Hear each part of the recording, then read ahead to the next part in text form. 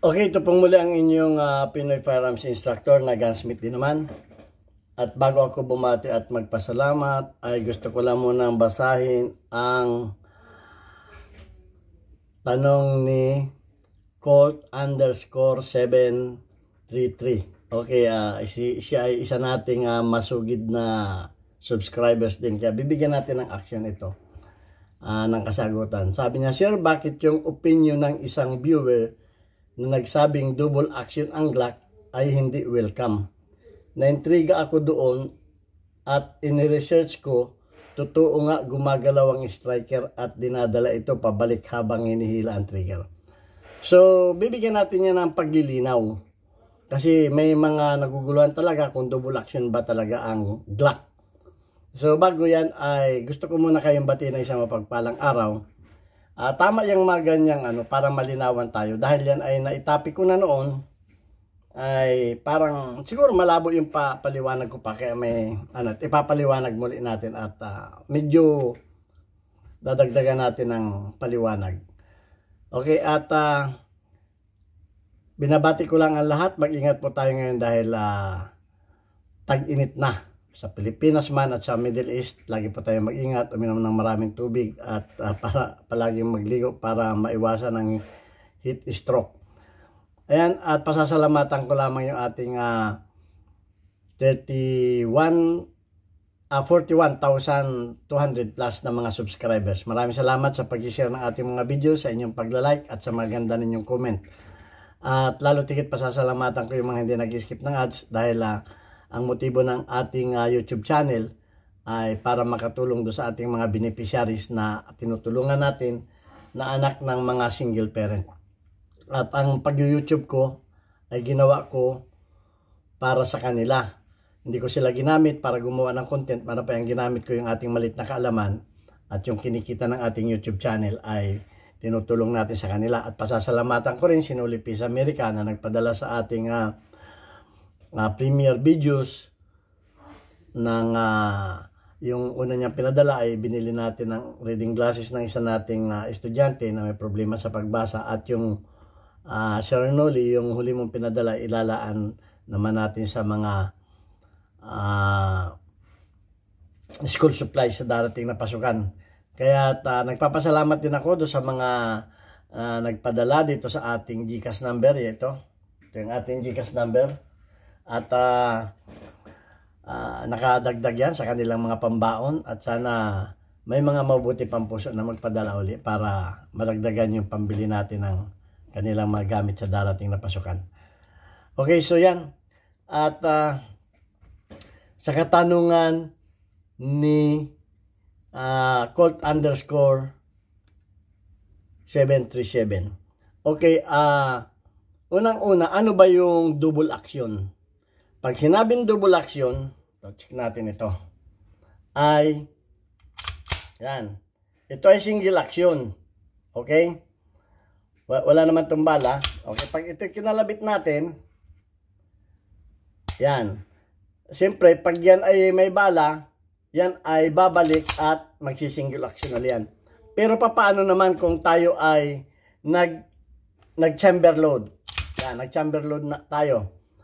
At ayaw natin ng, ito yung sa mga production. Ayaw natin ng nakangangang ganyan. Nakakatakot nga naman, nakanganga. Konting kalabit mo lang, konting mo lang, lalo kung mga 3 pounds lang. At minsan kahit naka-engage yung shape ay, minsan ay nadi-disengage ng kusa. So, bakit yan ay may double action? Ang double action ay pwede natin yang pwede natin yan sa marahang pwede nating i-hammer down kahit may chamber load, at pwede rin nating i-half-cock. At kung kinakailangan na nating iputok, ay kakalabitin na natin lang ang kanyang trigger. Ang double action ay ganito. Kahit yan ay nakababa, parang revolver. Kahit yan ay nakababa, yan ay papalo yan. Yan ang double action na tinatawag. Yung single action ay hindi papalo. Hindi papalo yan. Kaya nga tinawag na single action. Hindi papalo yan. Hindi gagana yan. Pag kinalabit mo yan, hindi yan gagana. Okay? So, ni-research ko yung mga double action na pistol noon. Nung palang mga 1950s, meron na palang Colt 1911 na double action. Ito yung prototype double action. Meron na pala noon. Okay. At ang para ordinance ay may ginawang 1911 series double action only. Ibig sabihin parang revolver, walang single action. Kaya tinawag na LDA NITAC. Ang ibig sabihin ng LDA ay light ang ibig sabihin ay light double action. LDA. Wala siyang single action. Basta parang revolver, kalabit ka lang ng kalabit. Meron din ganon. At meron din namang mga pistol. Check natin. Okay. Na pagka iyong isinape, yan, pagka iyong isinape, ay magdidikak. Ito yung mga may dikaker. Magdidikak yan. Kasi, merong ayaw naman, para hindi na tayo mag-manual hammer down. May dikaker yan. Ngayon, yaan, pag in-unsafe mo yan, yan ay magdo-double action. Yan ang purpose ng mga double action. Para kung halimbawang tayo ay may chamber load, hindi na tayo magkakakpa. Hindi na tayo magkakakpa. Kakalabitin na lamang natin at yan ay puputok. So, ang pagpili ng baril ay depende sa inyo, depende sa atin. Yan ang double action. Ang double action, ito ulitin ko, ang double action ay once na kinalabit mo ay kaya nga tinatawag na double action. Ano naman ang single action? Ito ay kasi napag-anuhan na natin ito no sa mga, kaya ko ito na ay may sa akin na hindi ko sinang-ayunan na ang Glock ay double action. Bakit ka mo hindi ko sinang-ayunan na ang Glock ay double action? Okay. Ang Glock kasi, yan walang bala. Ang Glock kasi, pag kinalabit mo, hindi na. Single action yan eh. Hindi mo na makakalabit uli yan. Hindi mo na uli mapapagana yan. At ang Glock, once na nag-load ka, ay hindi mo na mahirap nang i-disable yung niyan, yung striker niyan. Unless ang gagawin mo dyan, magre-release ka ng magazine at tatanggalin mo yung chamber load para mo yung kanyang striker. Para maano mo yung striker. Parang ito din, ito mga kaya ang sinabi ko, ang mga striker ay walang double action. Wala pa, awan ko lang kung may nakita na kayo ha. Kamukha nitong SF-19. Okay. Malalaman mo yan. Na yan ay, walang bala yan. Na yan ay loaded kasi yung kanyang striker dito ay nakaputrod. Yan. Nakaputrod yan. So, ibig sabihin yan ay hot. Hot yan. Pero pag yung kinalabit yan, parang Glock din yan, ay hindi mo na mapapagana yung niyan, hindi mo na mapapagana yung kanyang striker. Mahirap mo, hindi na mapapagana yan. Dahil nga single action yan eh.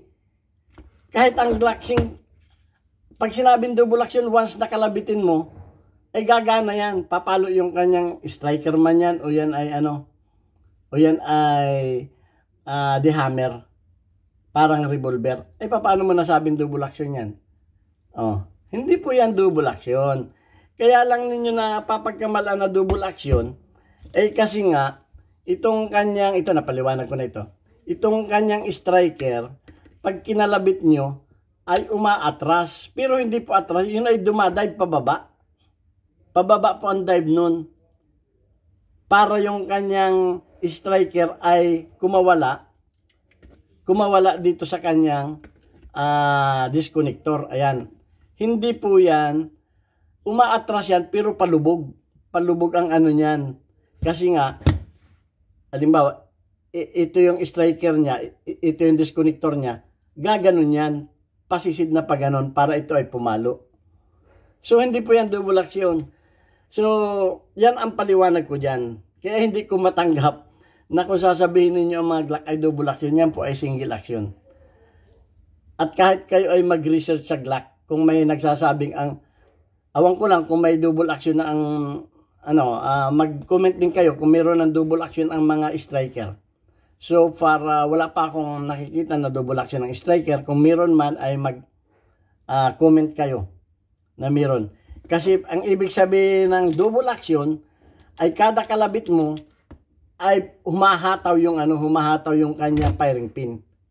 Humahataw yung firing pin niya. Yan ang double action. Okay. So, mahirap pong hindi ko matatanggap na ang Glock ay double action. Hindi po yan kamukha ng mga ganito na pag kinalabit mo ay humahataw.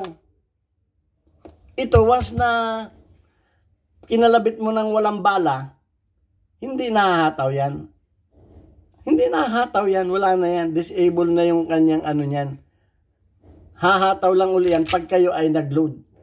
Yan, pag kayo ay nag-load uli. So, ayan ang niyan. Yan ang kaya hindi matatawag na double action. Hindi ko naman kayo kung ang paniniwala ninyo ay double action ito ay nasa sa inyo na yon. Pero hindi ko ituturo na ito ay double action. Kung may naniniwala man na dito ay double action, ipaliwanag ninyo. Hindi ko mo na naramdaman ninyo, hindi ko mo na nakita ninyo na ito ay umaatras, ay double action na yan. Kasi, once na yan ay umano na, hindi na yan double action. So, yun lang ang masasabi ko sa inyo, na kaya hindi ko masabi na double action ang mga Glock at may mga striker. Umaatras nga ito. Umaatras ito, pero pababa yan, padive yan. Disconnector. Kung hatakin man yan, ay mga 1 milli lang siguro, 1 milli. 1 milli lang siguro ang ibababa niya. Kasi, bababa yan bababa pa ganun. Kasi nga, yung kanyang striker ay ito naman yung kanyang, yan ay bababa pa ganun. Para itong kanyang striker ay pumalo. Okay? So, ayan ang paliwanag ko dyan. At kung ano man ang inyong mga firearms, double action, single action, yan ay dapat alam ninyo. Yan ang mahalaga.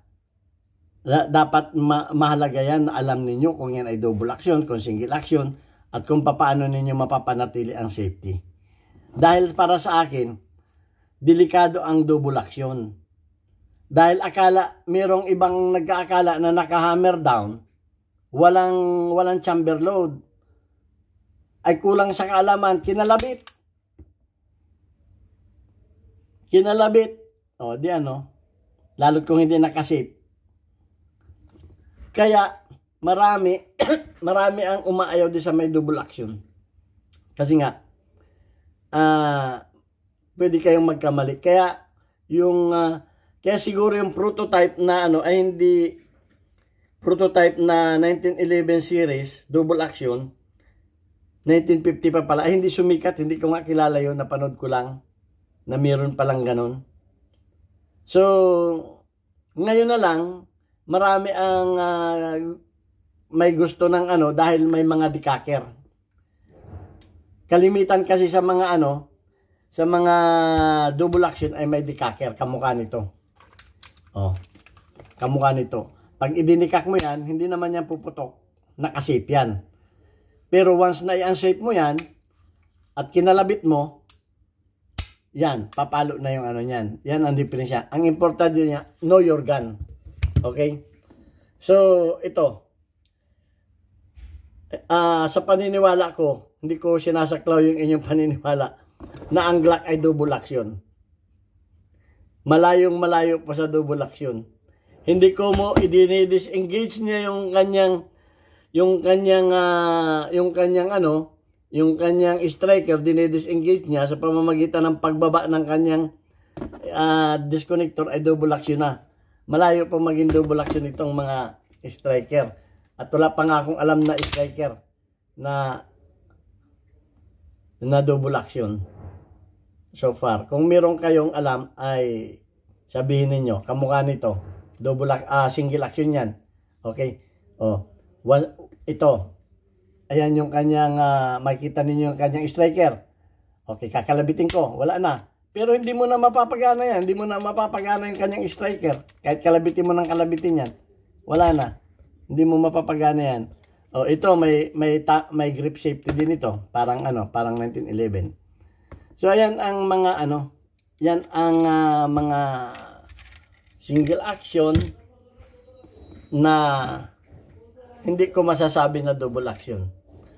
Okay, so ayan at sana kung ano man ang paniniwala niyo, kung paniniwala ninyo ay double action yan, ay di wala namang problema sa akin. Pero ang paniniwala ko dyan, yan po ay hindi double action. Single action po yan. Okay, dahil napaliwanag ko na sa inyo kung ano yung double action, ay hanggang dito na lang yung paliwanag ko. Wala na akong masasabi. Kung ang paniniwala pa rin ninyo sa Glock ay double action, no comment na ako sa inyo. Inano ko lang yung kaya nga sinabi ko sa inyo, kanya-kanya naman tayo ng paniniwala, kanya-kanya tayo ng idea. Pero hindi ko ituturo na yan ay double action. Hindi ko sasang-ayunan na double action ang mga Glock. Yan po ay single action.